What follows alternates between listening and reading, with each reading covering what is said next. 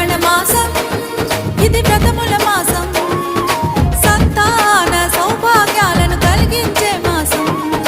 శ్రావణ మాసం ఇది శుభముల మాసం, సకల దేవతలు భూమిపైనే కొలువుండే మాసం.